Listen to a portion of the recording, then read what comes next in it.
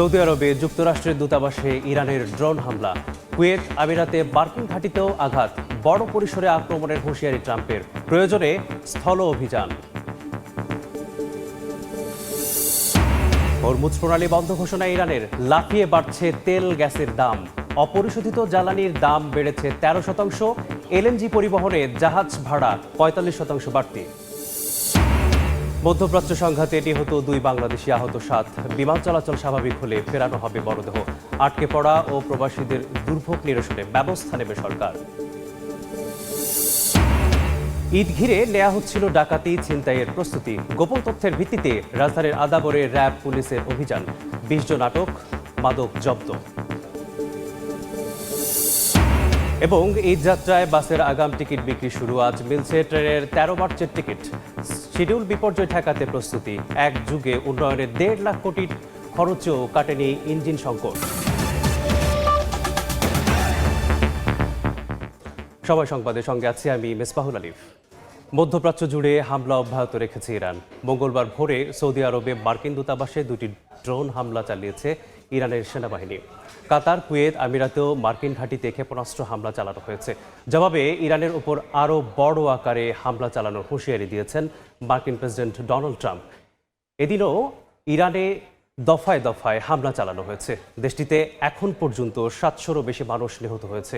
এরই মধ্যে হরমুজ প্রণালী বন্ধের ঘোষণা দিয়েছে ইরানের বিপ্লবী গার্ড। এদিকে জোট হিসেবে ন্যাটো এই যুদ্ধের জড়াবে না বলে সাফ জানিয়েছেন মহাসচিব মার্ক রুটে।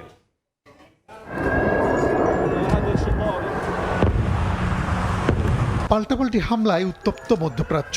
যুক্তরাষ্ট্র ইসরায়েলের যৌথ হামলায় ইরানের সর্বোচ্চ ধর্মীয় নেতা আয়াতুল্লাহ আলী খামেনির হত্যার প্রতিবাদে অঞ্চল জুড়ে আক্রমণ অব্যাহত রেখেছে দেশের সেনাবাহিনী। মঙ্গলবার ভোরে সৌদি আরবে মার্কিন দূতাবাসে 2টি ড্রোন হামলা চালানো হয়। ভবনটি ক্ষতিগ্রস্ত হয়েছে বলে জানা গেছে। কাতার, কুয়েত আমিরাতেও মার্কিন ঘাঁটিতে ক্ষেপণাস্ত্র হামলা চালিয়েছে ইরানের সেনারা। তেহরান প্রতিবেশী দেশে আক্রমণ করছে না, শুধু যুক্তরাষ্ট্রের বিরুদ্ধে যুদ্ধ করছে বলে জানিয়েছেন দেশটির পররাষ্ট্রমন্ত্রী আব্বাস আরাকচি। রিয়াদের দূতাবাসে হামলার কঠোর জবাবের হুঁশিয়ারি দিয়েছেন মার্কিন প্রেসিডেন্ট ডোনাল্ড ট্রাম্প। চলমান সংঘাত আরও 4-5 সপ্তাহ পর্যন্ত চলতে পারে বলে জানিয়েছেন তিনি। এমনকি ভবিষ্যতে ইরানে স্থল অভিযানের জন্য সেনা পাঠানো হতে পারে বলেও জানান ট্রাম্প। ইরানের সন্ত্রাসী শাসন ব্যবস্থা মার্কিন জনগণের জন্য যে হুমকি তৈরি করেছে তা ধ্বংস করার জন্য সাহসী ও অদম্য সংকল্প নিয়ে আমরা এই অভিযান চালিয়ে যাব। আমাদের কাছে বিশ্বের সবচেয়ে শক্তিশালী সামরিক বাহিনী রয়েছে এবং আমরা সহজেই জয়ী হব। আমরা 4 থেকে 5 সপ্তাহের পূর্বাভাস দিয়েছিলাম, তবে এর চেয়েও অনেক বেশি সময় যাওয়ার ক্ষমতা আমাদের আছে।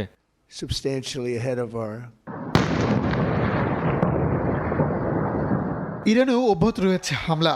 একের পর এক স্থাপনে গোলাবর্ষণ করেছে ইসরায়েল ও যুক্তরাষ্ট্র। তেহরানে দফায় দফায় ব্যাপক বিস্ফোরণের খবর পাওয়া গেছে। হামলায় বিভিন্ন বেসামরিক স্থাপনা ক্ষয়ক্ষতি হয়েছে, বাড়ছে হতাহতের সংখ্যাও। দেশটির স্কুল ও হাসপাতালে হামলা চালানোর তীব্র নিন্দা জানিয়েছেন প্রেসিডেন্ট মাসুদ পেজেশকিয়ান। পশ্চিমাদের আগ্রাসনের মুখে ইরান আত্মসমর্পণ কিংবা নীরব থাকবে না বলেও হুঁশিয়ারি দেন তিনি।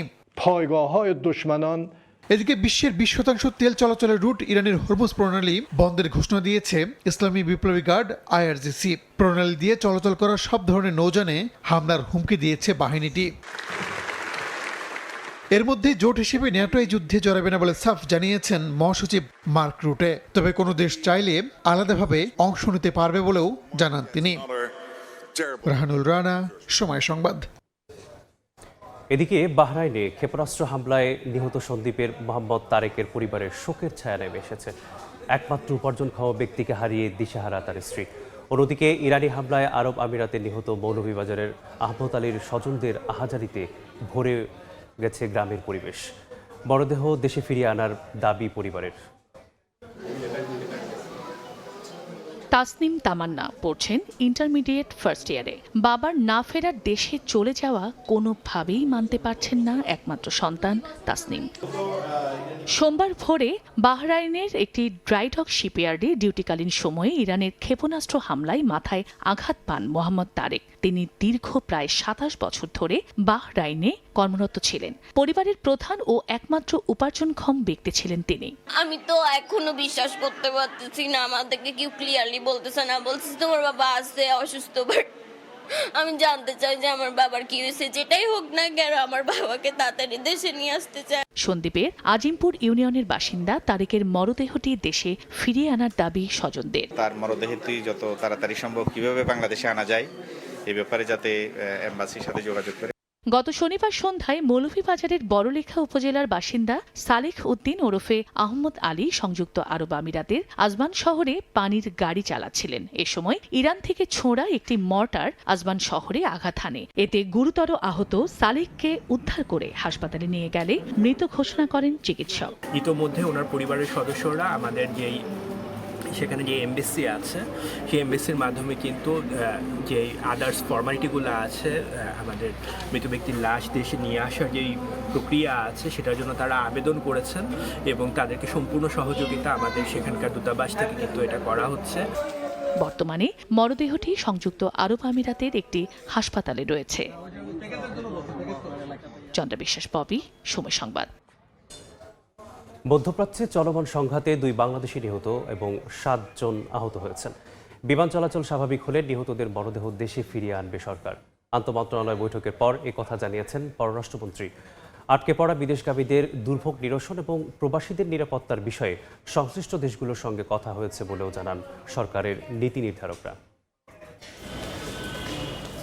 ইরান ও ইসরায়েলের চলমান সংঘাতকে কেন্দ্র করে সোমবার বিকেলে জরুরি আন্তঃমন্ত্রণালয় বৈঠকে বসে পররাষ্ট্র মন্ত্রণালয়। ছিলেন 4টি মন্ত্রণালয়ের প্রতিনিধিরা। বৈঠক শেষে গণমাধ্যমে কথা বলেন নীতি নির্ধারকরা। প্রবাসী কল্যাণ ও বৈদেশিক কর্মসংস্থান মন্ত্রী জানান, ফ্লাইট বন্ধ থাকায় যারা ভিসা সংকটে পড়েছেন তাদের জন্য গঠন করা হয়েছে ভিসা সেল। যাদের ভিসার মেয়াদ শেষ হয়ে যাচ্ছে বা 1 দিন বা 2 দিন আছে, পরবর্তীতে তাদের এই ব্যবস্থা নেওয়ার জন্য আমাদের পক্ষ থেকে সব ধরনের সংশ্লিষ্ট এমবেসির সঙ্গে যোগাযোগ করে প্রয়োজনীয় ব্যবস্থা নেওয়া হয়। প্রধানমন্ত্রীর পররাষ্ট্র বিষয়ক উপদেষ্টা হুমায়ুন কবির বলছেন, মধ্যপ্রাচ্যে চলমান যুদ্ধে বাংলাদেশি নাগরিকদের নিরাপত্তাকেই প্রাধান্য দিয়ে কাজ করছে সরকার। নাগরিকদের সুরক্ষা নিশ্চিতের বিষয়ে সম্ভাব্য সবকিছু আলোচনায় এসেছে বলে জানান পররাষ্ট্র প্রতিমন্ত্রী। is supportive of their welfare and it will do anything to protect their security, welfare and well-being. আমরা 2 জন নাগরিককে হারিয়েছি। যখনই স্বাভাবিক হবে সিচুয়েশন, তারা যত পরিবার যেন তাদের ডেড বডি যাতে মরদেহ যাতে স্বাভাবিকভাবে আসতে পারে দেশে, সেটা সব রকম ব্যবস্থা আমরা করছি। সবশেষ ব্রিফিং করেন পররাষ্ট্রমন্ত্রী ডক্টর খলিলুর রহমান। তিনি জানান, বাংলাদেশি নাগরিকদের নিরাপত্তার বিষয়ে বাহরাইন, কুয়েত ও কাতারের পররাষ্ট্রমন্ত্রীর সঙ্গে আলোচনা চলমান রেখেছে সরকার। কুয়েতের পররাষ্ট্রমন্ত্রী এবং বাহরাইনের পররাষ্ট্রমন্ত্রী ফোন করেছিলেন এবং কাতারের পররাষ্ট্র প্রতিমন্ত্রী। তারা সকলে আমাদের নাগরিক যারা এ সমস্ত দেশে আছেন তাদের সম্পূর্ণ নিরাপত্তা এবং সুরক্ষা দেওয়ার ব্যাপারে তাদের পূর্ণ আশ্বাস দিয়েছেন। এখন পর্যন্ত মধ্যপ্রাচ্যের বিভিন্ন স্থানে ক্ষেপণাস্ত্র ও ড্রোন হামলায় 2 বাংলাদেশি নাগরিক নিহত এবং আরও 7 জন আহত হওয়ার তথ্য পাওয়া গেছে। সাইফুল রুদ্র, সময় সংবাদ, ঢাকা। হরমুজ প্রণালী বন্ধের ঘোষণা ও কাতারে ইরানের হামলার পর লাফিয়ে বাড়ছে তেল ও গ্যাসের দাম। একদিনে অপরিশোধিত জ্বালানি তেলের দাম বেড়েছে 13%। আর কাতার এনার্জির রাস লাফান কমপ্লেক্সে এলএনজি উৎপাদন বন্ধ করার পর ইউরোপীয় বাজারে এলএনজির দাম 50% বেড়ে যায়। এদিকে এলএনজি পরিবহনে জাহাজ ভাড়া প্রায় 45% বেড়ে গেছে। মার্কিন যুক্তরাষ্ট্র ইসরায়েলের চলমান হামলার প্রতিক্রিয়ায় ইরান মধ্যপ্রাচ্য জুড়ে হামলা চালিয়ে যাওয়ায় সরবরাহ সংকটের আশঙ্কায় বিশ্ববাজারে তেল ও গ্যাসের দাম বাড়ছে। বিশ্বে প্রায় 20% তেল ও গ্যাস পরিবহন হওয়া হরমুজ প্রণালীর কাছে কমপক্ষে 3 জাহাজে হামলার পর বিশ্বব্যাপী জ্বালানি তেলের দাম 13% বেড়ে ব্যারেল প্রতি $82 ছাড়ায়, যা 2025 সালের জানুয়ারির পর সর্বোচ্চ। তবে দাম কিছুটা কমে বর্তমানে ব্যারেল প্রতি দাঁড়িয়েছে $79.48। এদিকে সৌদি আরামকো রাস তানুরায় তাদের প্রধান তেল শোধনাগারে ড্রোন হামলার পর শোধনাগারটি সাময়িকভাবে বন্ধ করে দেয়। ইরানের হামলার পর রাস লাফান কমপ্লেক্সে তরলীকৃত প্রাকৃতিক গ্যাস উৎপাদন বন্ধ করেছে কাতার এনার্জি। এই প্রতিষ্ঠানের 82% ক্রেতাই এশিয়ার দেশগুলো। এরপরে ইউরোপীয় বাজারে এলএনজির দাম 50% বেড়ে যায়। বিশ্বের প্রায় 20% গ্যাস কাতার সরবরাহ করে থাকে এবং এশীয় ও ইউরোপীয় বাজারে জ্বালানির চাহিদার ভারসাম্য বজায় রাখতে গুরুত্বপূর্ণ ভূমিকা পালন করে। এমন পরিস্থিতিতে হরমুজ প্রণালী বন্ধের ঘোষণা দিয়েছে ইসলামী রেভলিউশনারি গার্ডস ক্রপস IRGC। তারা প্রণালী থেকে চলাচল করা সব ধরনের নৌযানে হামলার হুমকি দিয়েছে। এমন প্রেক্ষাপটে এলএনজি পরিবহনের জাহাজ ভাড়া প্রায় ৪৫% বেড়ে গেছে। এলএনজি পরিবহনের মূল্য নির্ধারণকারী সংস্থা স্পার্ক কমোডিটিসের মতে আটলান্টিকের দৈনিক ভাড়া ৪৩% বেড়ে $৬১,৫০০ দাঁড়িয়েছে। আর প্রশান্ত মহাসাগরীয় অঞ্চলে পণ্য পরিবহনের হার আগের দিনের তুলনায় ৪৫% বেড়ে দাঁড়িয়েছে $৪১,০০০। হরমুজ প্রণালীর প্রবেশপথে আন্তর্জাতিক জাহাজ চলাচল প্রায় স্থবির হয়ে পড়েছে। সংঘাত দীর্ঘস্থায়ী হলে বৈশ্বিক বাজারে জ্বালানি তেলের দাম আরও বেড়ে ব্যারেল প্রতি $১০০ হতে পারে বলে সতর্ক করেছেন বিশ্লেষকরা। ইয়ানুর শিফাত, সময় সংবাদ। সময় সংবাদে আরও থাকছে। সীমান্ত থেকে অভিনব কায়দায় ঢুকছে মাদক। মিনি কাভার্ড ভ্যানের সেলিংয়ের বিশেষ চেম্বারে আনা হয় ঢাকায়। জরুরি সেবায় পরিচয়ে পুলিশকে ফাঁকি দিয়ে গ্রেপ্তার 2।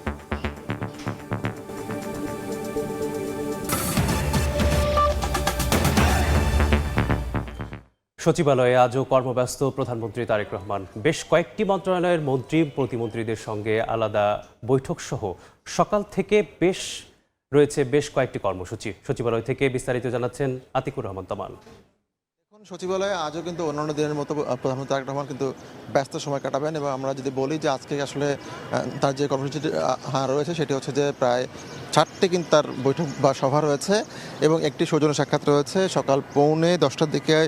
কোস্ট গার্ডের মহাপরিচালক তিনি আসেন, তিনি এসে কিন্তু একটি সৌজন্য সাক্ষাতে মিলিত হন এবং বাহিনীর যে সার্বিক যে অবস্থা সেটি তিনি আসলে প্রধানমন্ত্রীকে অবহিত করেন। এবং এরপরে একটি বৈঠক শুরু হয়েছে স্বাস্থ্য মন্ত্রণালয়ের বৈঠক এবং সেই বৈঠকে আসলে মূলত স্বাস্থ্য মন্ত্রণালয়ের যে দপ্তরগুলো রয়েছে সেই দপ্তরের শূন্য পদ কী পরিমাণ রয়েছে এবং সেই শূন্য পদে আসলে কী ধরনের সমস্যা হচ্ছে কর্মী সংকট থাকার কারণে সেই বিষয়ে একটি সভা হচ্ছে এবং সেই সভায় কিন্তু স্বাস্থ্যমন্ত্রী এবং প্রতিমন্ত্রী কিন্তু উপস্থিত রয়েছেন বলে আমরা জানতে পেরেছি। এবং এরপরে আসলে 11টা একটি সভা রয়েছে এবং সেই সভা আসলে ঢাকা উত্তর দক্ষিণ এবং গাজীপুর সিটি কর্পোরেশনের যে প্রশাসকরা রয়েছেন তারা মূলত এই যে সিটি কর্পোরেশনগুলো রয়েছে 3 সিটি কর্পোরেশনের যে কার্যক্রম সেই কার্যক্রমের যে পরিকল্পনা বা আগামীতে জনগণকে তারা কী ধরনের সেবা দেবেন, কী পরিমাণ সেবা দেবেন সেই সেবার যে পরিকল্পনা সেটি কিন্তু তারা আজকে দাখিল করবেন।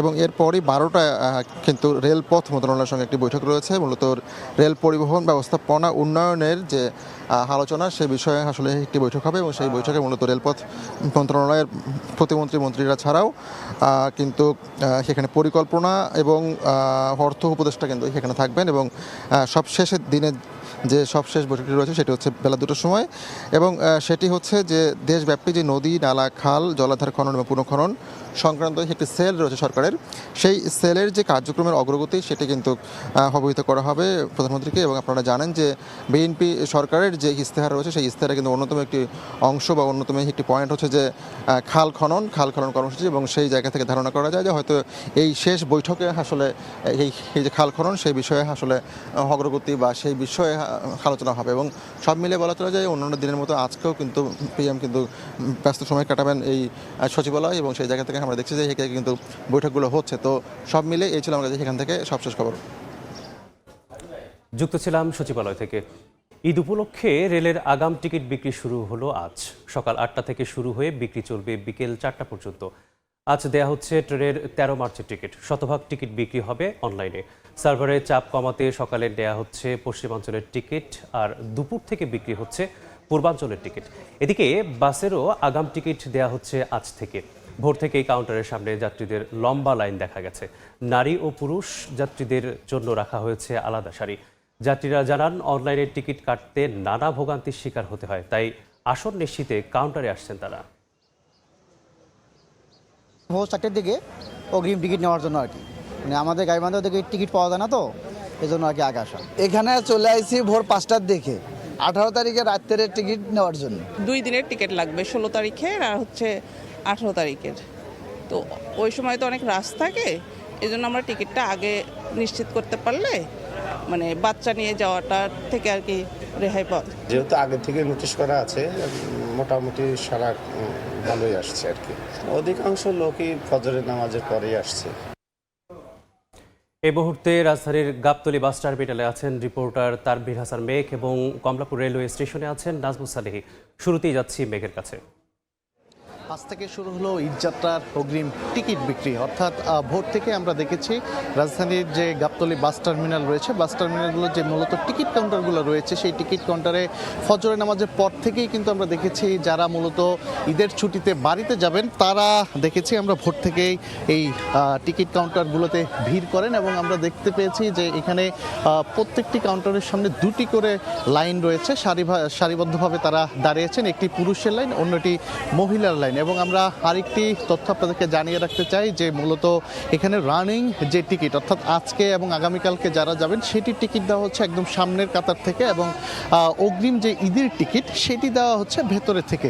এখন পর্যন্ত এই যে এখানে মূলত দুটি কাউন্টারে টিকিট দেওয়া হচ্ছে, সেই দুটি কাউন্টারের মধ্যে বাম পাশের যে কাউন্টারটি রয়েছে, অর্থাৎ এখন আপনারা নিশ্চয়ই ক্যামেরা ফ্রেমের যে চিত্রটি দেখতে পাচ্ছেন, এই কাউন্টারে এখন পর্যন্ত আমরা কোনো বিশৃঙ্খলতা লক্ষ্য করিনি এবং কোনো অভিযোগ পাইনি। সেই অন্যদিকে অপরদিকে যে কাউন্টারটি রয়েছে সেই কাউন্টারে আমরা বেশ কিছু অভিযোগও পেয়েছি। তারা বলছে যে টিকিটের যে অগ্রিম যে টিকিট বিক্রি সেটি আজই শেষ হয়ে গিয়েছে, যার ফলে এখানে সাধারণ যাত্রীদের কিন্তু আমরা খুব লক্ষ্য করতে পেরেছি। এবং মঙ্গলবার রাজধানীর আজ গাবতলীর বাস টার্মিনাল সকাল 8টা থেকে আনুষ্ঠানিকভাবে বিক্রি শুরু হয়, যেটি 13ই মার্চের টিকিট। এবং আমরা এখানে যারা টিকিট কাউন্টারের যারা সংশ্লিষ্ট রয়েছেন তাদের সঙ্গে আমরা কথা বলেছি, তারা আমাদেরকে যেমনটা জানিয়েছে পর্যায়ক্রমে 9 মার্চ পর্যন্ত এই টিকিট বিক্রি হবে এবং 9 মার্চ 19 মার্চের টিকিটটি দেওয়া হবে। এবং সেই সঙ্গে আমরা দেখছি এখনও সারিবদ্ধভাবে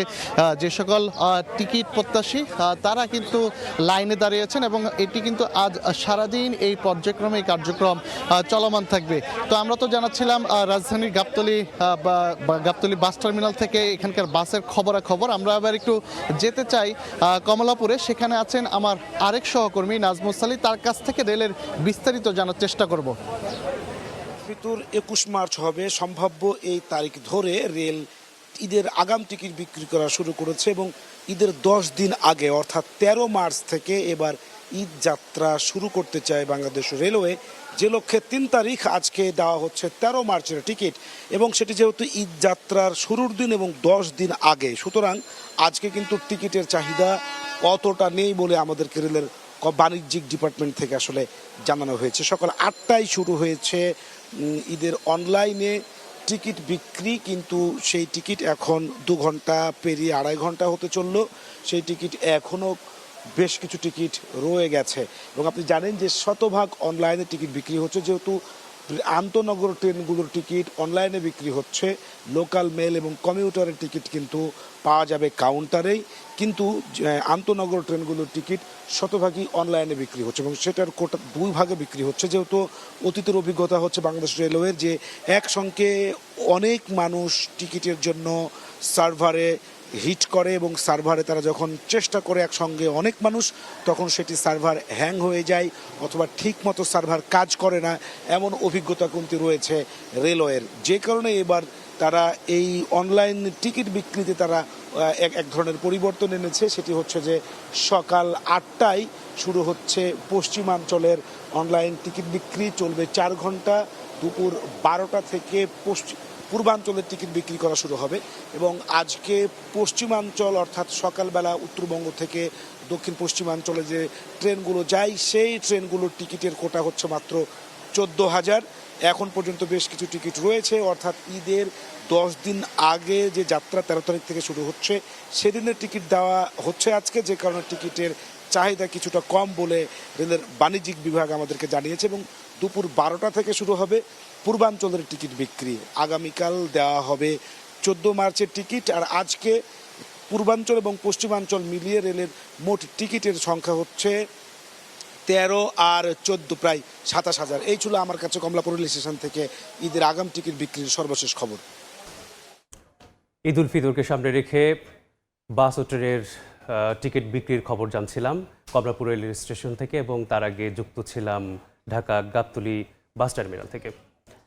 এক যুগে রেলের উন্নয়নে খরচ হয়েছে 1.5 লাখ কোটি টাকা, অথচ এখনও সংস্থাটির প্রতি বছর লোকসান 2,000 কোটি। ভয়াবহ ইঞ্জিন সংকটে চালানো যাচ্ছে না ট্রেন, প্রতিনিয়ত ঘটছে শিডিউল বিপর্যয়। যাত্রী চাহিদা থাকলেও কোচ সংকটে মিলছে না কাঙ্ক্ষিত সেবা। নাজমুস আলীর রিপোর্ট।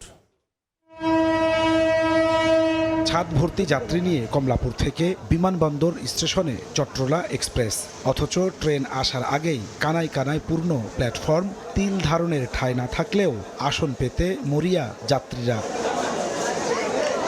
সারা দেশে ট্রেন যাত্রায় কাঙ্ক্ষিত সেবা নিশ্চিতে দরকার 5,000 কোচ, অথচ আছে 2,500-এর কিছু বেশি। ফলে স্বস্তির বদলে ভোগান্তির নাম হয়ে উঠেছে ট্রেন যাত্রা। একদম বলবে একদম চুল পরিমাণ জায়গা নাই। যাত্রীর তুলনায় ট্রেনের সংখ্যা খুব কম। বাংলাদেশ সরকারের উচিত ট্রেনের সংখ্যা অনেক বেশি বাড়ানো। ইঞ্জিন সংকটে প্রতিদিনই শিডিউল বিপর্যয়ে রেলওয়ে। ঝুঁকিপূর্ণ ইঞ্জিন দিয়ে চলছে যাত্রী পরিবহন। কোনো রুটে কয়েক বছরের তুলনায় কমেছে গতি, বেড়েছে দুর্ঘটনা। ঘন্টার পর ঘন্টায় আপনার এখানে অপেক্ষা করতে হয়। 3 ঘন্টা থেকে 3.5 ঘন্টা লেট হয়ে গেছে অলরেডি। আদৌ যেতে পারবো কিনা সঠিক জানা নেই। পাওয়ার প্রাপ্যতার স্বল্পতার কারণে প্রতিদিনই কিছু কিছু ট্রেন অত্যাধিক বিলম্ব হচ্ছে, এতে শিডিউল কিছুটা বিপর্যয় হচ্ছে। 1969-70 সালে বাংলাদেশ রেলওয়ের ইঞ্জিন ছিল 486টি। স্বাধীনতার 55 বছরে তা কমে দাঁড়িয়েছে 285টিতে, যার মধ্যে 56%-ই মেয়াদ নেই। বহু পুরানো ইঞ্জিন মেরামতে মিলছে না যন্ত্রাংশও। 40-50 বছর আগের পুরানো কিছু ইঞ্জিন এখনো আমাদের কাছে আছে। বেশিরভাগ ইঞ্জিনের মেয়াদ শেষ হয়ে গেছে। এখন মনে করেন আমরা এমনি জোড়াতালি দেয়া এভাবে চালাইতেছি। এসব কারণে গত এক যুগে 20,000 কোটি টাকা লোকসান রেলওয়ের। বিশেষজ্ঞরা বলছেন, কোচ আর ইঞ্জিন না কিনে শুধু বিলাসী অবকাঠামো উন্নয়নের ফলে ডুবতে বসেছে এ খাত। বিশ্বের মধ্যে সেবা এবং গতির দিক থেকে বাংলাদেশ রেলওয়ে এখন তলানিতে আছে। আগামী 1 দশক রেলের উচিত হবে না যে কোনো অবকাঠামো উন্নয়নের পিছনে। রেল মহাপরিচালক বলছেন, এখন ইঞ্জিন কেনায় সর্বোচ্চ গুরুত্ব দিয়ে ঢেলে সাজানো হচ্ছে রেল ব্যবস্থাপনা। আমাদের কিছু পরিকল্পনা আছে, কিছু নতুন কোচ এবং ইঞ্জিন ক্রয়ের।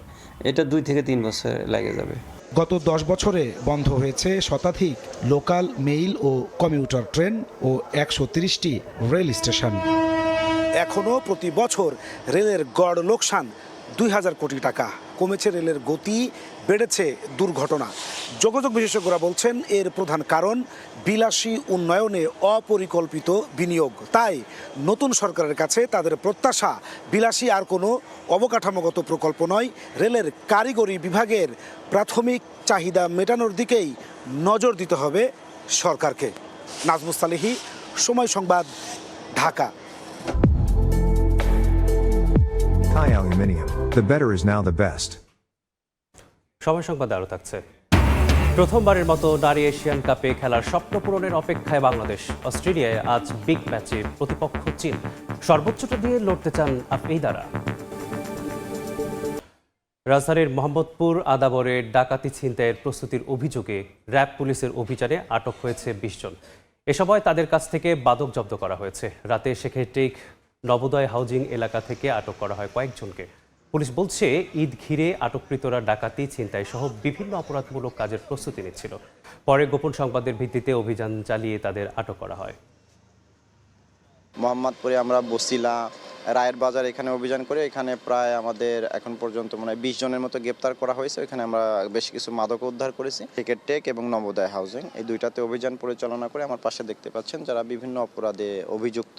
আমরা তাদের পিসিপিআর যাচাই করব, পরবর্তীতে আইনানুগ ব্যবস্থা নেওয়া হবে। আমাদের উদ্দেশ্য হলো যে যেহেতু একটা পবিত্র রমজান মাস চলতেছে, রমজান মাসটাকে নিরাপদ রাখা, মানুষ যাতে নিরাপদে নির্বিঘ্নে সিয়াম সাধনা করতে পারে এবং আগামী ঈদ উল ফিতর যাতে আপনারা পরিপূর্ণভাবে আনন্দ উৎসব মুখর পরিবেশে মানুষ পালন করতে পারে।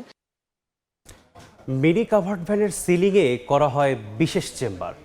সেখানে থরে থরে ভরা হয় মাদক। পরে জরুরি সেবা, ওষুধ সহ বিভিন্ন পণ্য পরিবহনের নামে রাস্তায় নামানো হয় এসব কাভার্ড ভ্যান। সম্প্রতি রাজধানীর তুরাগ থেকে এক মিনি কাভার্ড ভ্যানের বিশেষ চেম্বার থেকে 86 কেজি গাঁজা উদ্ধারের পর এসব তথ্য দিয়েছে র্যাব। গ্রেপ্তার 2 জন অভিনব কায়দায় 3 বছর ধরে বিভিন্ন সীমান্ত থেকে মাদক এনে তুরাগ, টঙ্গী, গাজীপুরে পাচার করত। এবারেই প্রথম গ্রেপ্তার হলো তারা।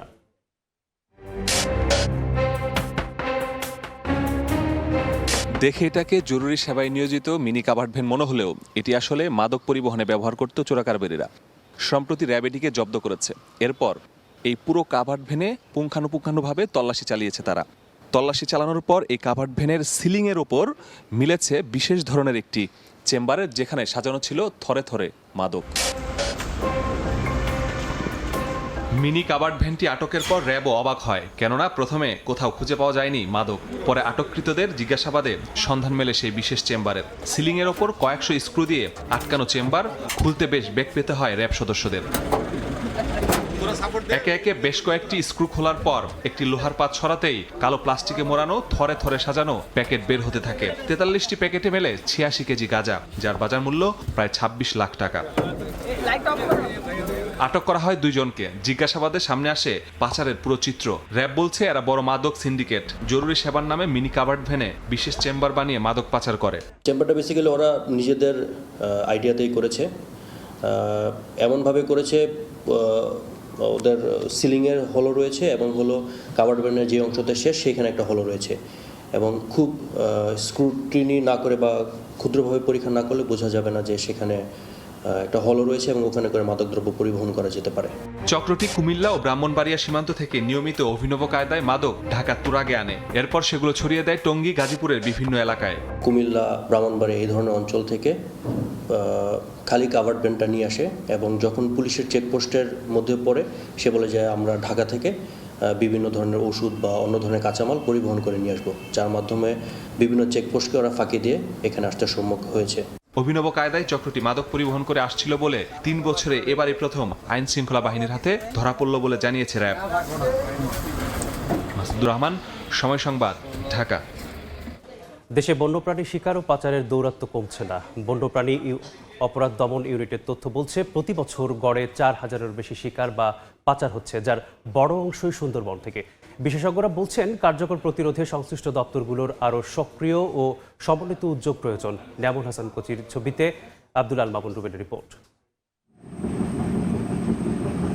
6017 বর্গ কিলোমিটার আয়তনের বিশ্বের বৃহত্তম ম্যানগ্রোভ বন সুন্দরবন। হাজারো প্রজাতির প্রাণীর আবাসস্থল এই বন, যা রক্ষা করছে দেশের প্রকৃতির ভারসাম্য।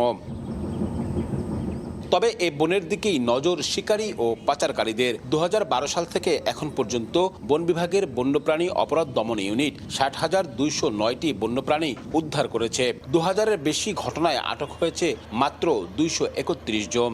সংস্থাটির তথ্য মতে শিকার ও পাচার হওয়া প্রাণীর 35%ই বিভিন্ন প্রজাতির পাখি। শুধু 2025 সালেই উদ্ধার হয়েছে 3520টি পাখি। উদ্ধার না হওয়া সংখ্যা আরও বেশি বলে ধারণা। স্তন্যপায়ী প্রাণীর শিকার হয় 28%। এর মধ্যে সবচেয়ে বেশি শিকার হয় চিত্রা হরিণ। বন্যপ্রাণী ব্যবস্থাপনা ও প্রকৃতি সংরক্ষণ বিভাগ জানায় গত 5 বছরে সুন্দরবনে বাঘ, হরিণ, শূকর ও বানর সহ কয়েকটি প্রজাতির প্রাণীর সংখ্যা বেড়েছে। তবুও সাম্প্রতিক শিকার ও পাচারের প্রবণতা বনাঞ্চলের ভারসাম্যের জন্য বড় চ্যালেঞ্জ। আসার জায়গা যে বন্যপ্রাণীর সংখ্যা সুন্দরবনে বৃদ্ধি পেয়েছে, ঠিক তেমনি এর সাথে সাথে একটি বিষয় আপনি দেখবেন যে সুন্দরবনে আমাদের জন্য এখন বর্তমানে বড় ধরনের চ্যালেঞ্জ হচ্ছে হরিণ শিকার এবং হচ্ছে বিষ দিয়ে মাছ ধরা। হরিণের সংখ্যা কমে যায়, তাহলে হচ্ছে যে বাঘের স্বাভাবিক খাবার কমে যাবে, তো সেখানে বাঘ একটা হুমকিতে পড়বে। ইকোসিস্টেম যদি ঠিক থাকতে হয় তাহলে বন্যপ্রাণীকে স্বাভাবিক অবস্থায় রাখতে হবে। বন বিভাগ কর্তৃক স্মার্ট পেট্রোলিং আছে, এমনি প্রথাগত যে পেট্রোলিং আছে এটা বাড়াতে হবে। বন্যপ্রাণী সংরক্ষণের জন্য যে আইন আছে, উপরন্তু যে সমস্ত লিগ্যাল ফ্রেমওয়ার্ক আছে, এইগুলো যথাযথ প্রয়োগ ঘটাতে হবে। বনের অপরাধে সম্প্রতি বেড়ে ওঠা বনদস্যুদের সম্পৃক্ততার অভিযোগও আছে। তবে নতুন দায়িত্বপ্রাপ্ত প্রতিমন্ত্রী জানিয়েছেন অপরাধ দমনে বিশেষ অভিযান জোরদার করা হবে। বিভাগীয় বন কর্মকর্তা যারা আছে বা রেঞ্জের দায়িত্বে আছে তাদেরকে নির্দেশনা দেওয়া হয়েছে যে আপনারা আপনাদের অংশটুকুকে দেখভাল করতে হবে। যে রেঞ্জে যে দায়িত্ব আছে বা যে এখানে যে অফিসগুলো আছে, আমাদের ৭৬টার মতো স্টেশন আছে, তো সেই স্টেশনে যারা দায়িত্বে আছে তাদেরকে ওইখানকার প্রেক্ষিতে তাদেরকে পদক্ষেপ নিতে জন্য বলা হয়েছে। সব বাহিনী যারা আছেন তারা আমাদেরকে আশ্বস্ত করেছেন যে তারা খুব দ্রুতই পদক্ষেপ নেবেন এবং এটাকে নিয়ন্ত্রণের জন্য তারা ব্যবস্থা নেবেন। বেসরকারি সংগঠন international union for the conservation of নেচারের তথ্য অনুযায়ী দেশে বর্তমানে বন্যপ্রাণীর প্রজাতি রয়েছে 1619টি। পাচার ও শিকারের লাগাম টানা না গেলে অনিরাপদ হয়ে পড়বে বনের প্রাণী, হুমকিতে পড়বে সুন্দরবনের জীববৈচিত্র্য। বিশেষজ্ঞরা বলছেন শুধু উদ্ধার অভিযান নয়, প্রয়োজন টেকসই পরিকল্পনা, স্থানীয় জনগোষ্ঠীর সম্পৃক্ততা ও আন্তঃদপ্তরের সমন্বয়। আব্দুল্লাহ আল মামুন রুবেল, সময় সংবাদ, খুলনা। দেশের বাইরের খবর। আফগানিস্তানের বাগরাম বিমান ঘাঁটিতে পাকিস্তানের হামলা প্রতিহতের দাবি করেছে তালেবান প্রশাসন। বৃহস্পতিবার থেকে শুরু হওয়া সংঘাতে পাকিস্তানের গোলাবর্ষণে অন্তত 36 বেসামরিক আফগান নাগরিক নিহত হয়েছেন বলে জানিয়েছে দেশটির প্রশাসন। অন্যদিকে ইসলামাবাদের দাবি 46টি স্থানে বিমান হামলা চালানো হয়েছে এবং 400-এরও বেশি আফগান সেনা নিহত হয়েছে। পাকিস্তান আফগানিস্তানের টানা কয়েকদিন ধরে চলা সীমান্ত সংঘাতে দুই দেশের মধ্যে উত্তেজনা আরও বেড়েছে। পাকিস্তান এরই মধ্যে আফগানিস্তানের সঙ্গে খোলা যুদ্ধ চলছে বলে ঘোষণা দিয়েছে। আফগানিস্তান দাবি করেছে রাজধানী কাবুলের উত্তরে অবস্থিত বাগরাম বিমান ঘাঁটিতে পাকিস্তানের বিমান হামলার চেষ্টা তারা নস্যাৎ করেছে। পারওয়ান প্রদেশের পুলিশ জানায় ভোরের দিকে পাকিস্তানের কয়েকটি যুদ্ধবিমান আফগান আকাশসীমায় ঢুকে বাগরাম ঘাঁটিতে বোমা হামলার চেষ্টা চালায়। আফগান বাহিনী রুশ নির্মিত জেট ইউ-23 অ্যান্টি এয়ারক্রাফট গান ও ক্ষেপণাস্ত্র প্রতিরক্ষা ব্যবস্থার মাধ্যমে পাল্টা জবাব দিয়ে হামলা প্রতিহত করে বলে দাবি করা হয়। হতাহত বা বড় কোনো ধরনের ক্ষয়ক্ষতির খবরও পাওয়া যায়নি। বাগরাম বিমান ঘাঁটিতে একসময় আফগানিস্তানে যুক্তরাষ্ট্র ন্যাটোর সবচেয়ে বড় সামরিক ঘাঁটি ছিল এবং ২০ বছরের যুদ্ধে এটি ছিল কেন্দ্রবিন্দু। বিশ্লেষকদের মতে এবারই প্রথম পাকিস্তান সরাসরি আফগান সরকারি স্থাপনাকে লক্ষ্য করে বিমান হামলা চালিয়েছে, যা আগের অভিযানের তুলনায় বড় পরিবর্তন। সংঘাতের সূত্রপাত হয় যখন আফগানিস্তানের তালেবান শাসক গোষ্ঠী পাকিস্তানের ভেতরে লক্ষ্যবস্তুতে হামলার জবাবে সীমান্তে পাল্টা আঘাত হানে। ইসলামাবাদ অভিযোগ করে আফগানিস্তান তেহরিক-ই-তালিবান পাকিস্তান বা টিটিপিকে আশ্রয় দিচ্ছে, যারা পাকিস্তানের ভেতরে সশস্ত্র হামলা চালাচ্ছে। কাবুল এই অভিযোগ অস্বীকার করে। এদিকে কাতার সহ কয়েকটি দেশ মধ্যস্থতার প্রস্তাব দিলেও এখন পর্যন্ত যুদ্ধবিরতির কোনো অগ্রগতি হয়নি। কাবুল ও ইসলামাবাদ দুই রাজধানীতেই নিরাপত্তা জোরদার করা হয়েছে। নাদিম মারজান, সময় সংবাদ। খেলার খবর। স্বপ্ন পূরণের অপেক্ষায় বাংলাদেশ নারী ফুটবল দল প্রথমবারের মতো নারী এশিয়ান কাপ অভিযানে নামতে যাচ্ছে লাল সবুজের প্রতিনিধিরা। বিগ ম্যাচে চীনের বিপক্ষে খেলবে মেয়েরা। শক্তিশালী প্রতিপক্ষ হলেও লড়াইয়ের প্রত্যয় অধিনায়ক আফিদা খন্দকারের। আর কোচ পিটার বাটলারের কাছে এই আসর শেখার বড় মঞ্চ। শিষ্যদের কাছে সেরাটা চান কোচ। এদিকে নবীন হলেও বাংলাদেশকে নিয়ে সতর্ক চীন। অস্ট্রেলিয়ার ওয়েস্টার্ন সিডনি স্টেডিয়ামে ম্যাচ শুরু হবে দুপুর 2টায়। সিডনি থেকে পারভিন আক্তারের ম্যাচ রিপোর্ট। সিডনির চমৎকার সকালে জুবলি স্টেডিয়ামে অনুশীলনে বাংলাদেশ দল। স্বপ্নযাত্রার প্রথম ধাপে নারী দলের সামনে চীন। ম্যাচের আগে দুই মেরুতে দাঁড়িয়ে দুই দল। এক দলের এশিয়ার শ্রেষ্ঠত্বের মঞ্চে অভিষেক, অন্য দল সবশেষ আসর সহ 9 বারের চ্যাম্পিয়ন। ফিফা র্যাঙ্কিংয়ে চীন যেখানে 17তম অবস্থানে, সেখানে বাংলাদেশ দাঁড়িয়ে 112তে। এমন পার্থক্যের পরেও পা মাটিতেই রাখছেন চীনের কোচ আন্তে মিলিজ। বাংলাদেশ দলকে নিয়ে সতর্ক তিনি। তার মতে মূলত চাপে থাকবে চীন। লাল সবুজের যেহেতু হারানোর কিছুই নেই, তাই যে কোনো কিছুই করে ফেলতে পারে তারা। প্রতিপক্ষের শক্তিমত্তা সম্পর্কে ভালোই জানেন অধিনায়ক আফিদা খন্দকার। তাই তো জয় পরাজয় নয়, ভালো খেলার দিকেই চোখ তার। ভ্যালেন্টাইন স্পোর্টস পার্ক ও জুবলি স্টেডিয়ামের আধুনিক সুযোগ সুবিধায় নিজেদের ঘাটতির জায়গাগুলো শুধরে নেয়ার চেষ্টা করেছে দল। প্রথমবারের মতো জায়গা করে নেয়া এশিয়ান কাপের মূল পর্বে ভালো খেলার দিকেই মনোযোগ তার। আমরা প্রথমবারের মতো এশিয়া কাপে কোয়ালিফাই করেছি, তো আমাদের চেষ্টা থাকবে অবশ্যই আমরা ভালো কিছু করব। আর আমাদের প্রতিপক্ষ হচ্ছে চায়না, নর্থ কোরিয়া, উজবেকিস্তান, তারা অনেক শক্তিশালী টিম। আমরা ওদের সাথে যেভাবে খেলবো, কোচ আমাদেরকে ওভাবেই খেলতে বলবে। তো আমরা চেষ্টা করবো যেন ভালো কিছু করতে পারি। আমরা দেশের জন্য খেলতে আসি, দেশের মানুষের প্রত্যাশা থাকবেই। আমরা দেশকে রিপ্রেজেন্ট করি, তো আমাদের প্রেশার নেই। পিটার বাটলারের দলটায় আছেন অনূর্ধ্ব 19 সাফের সেরা খেলোয়াড় আলপি আক্তার। সবশেষ নারী লিগে 29 গোল করা আলপি বড় মঞ্চে অভিষেকের অপেক্ষায়। আক্রমণে পরীক্ষিত সৈনিক তহুরা শামসুন নাহার, সাগরিকারা নিজেদের প্রমাণে মরিয়া। মাঝমাঠে মনিকা চাকমা, ঋতুপর্ণা, স্বপ্নার ওপর থাকবে গুরু দায়িত্ব। রক্ষণে আফিদা, শিউলি আজিমে ভরসা কোচের। কঠিন ম্যাচ, আকাশ কুসুম কল্পনায় বিশ্বাসী নন পিটার বাটলার। শিষ্যদের চাপমুক্ত থেকে খেলার পরামর্শ দিয়েছেন তিনি। চীনের বিপক্ষে অঘটনের কথা ভাবছি না আমি। তাহলে মেয়েদের উপর চাপ আরো বাড়বে। চীনের মতো দলের সঙ্গে পেরে ওঠার মতো সক্ষমতা আসলে এখনো তৈরি হয়নি আমাদের। আমি চাই ওরা ভালো পারফর্ম করুক, কারণ এশিয়ান কাপ ওদের শেখার মঞ্চ। বয়স ভিত্তিক বা জাতীয় দল, যে কোনো ফরম্যাটে এটাই দু দলের প্রথম সাক্ষাৎ। স্বপ্ন এবং বাস্তবতার ফারাকটা ভালোই বোঝেন কোচ পিটার বাটলার। এশিয়ান কাপের মতো বড় মঞ্চের জন্য প্রস্তুতিটা যে সেরা হয়নি সেটা ভালোই জানেন তিনি। তাই তো ম্যাচের আগে সংবাদ সম্মেলনে রসিকতা করে বললেন গুলিস্তান থেকে নাকি সরাসরি সিডনিতে চলে এসেছে বাংলাদেশ। প্রস্তুতির ঘাটতি পেছনে ফেলে লক্ষ্য এখন একটাই, সামর্থ্যের সেরাটা দিয়ে চীনের বিপক্ষে লড়াই করতে হবে। পারভিন আক্তার, সময় সংবাদ, সিডনি, অস্ট্রেলিয়া। এ পর্যায়ে শীর্ষ সংবাদগুলো জানিয়ে দিচ্ছি আরেকবার।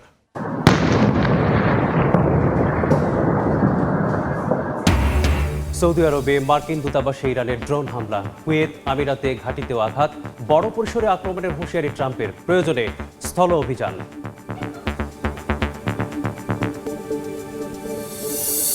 হরমুজ বন্ধ আর জ্বালানি স্থাপনায় ইরানের হামলায় তেল গ্যাসের বাজারে অস্থিরতা। অপরিশোধিত জ্বালানির দাম বেড়েছে 13%। এলএনজি পরিবহনের জাহাজ ভাড়া 45% বাড়তি। এবং ঈদযাত্রায় আগাম টিকিট বিক্রি শুরু, বাস কাউন্টারে দীর্ঘ লাইন, নির্ধারিত দিনের টিকিট না পাওয়ায় অভিযোগ। ট্রেনের শতভাগই অনলাইনে, শিডিউল বিপর্যয়ে ঠেকাতে প্রস্তুতি।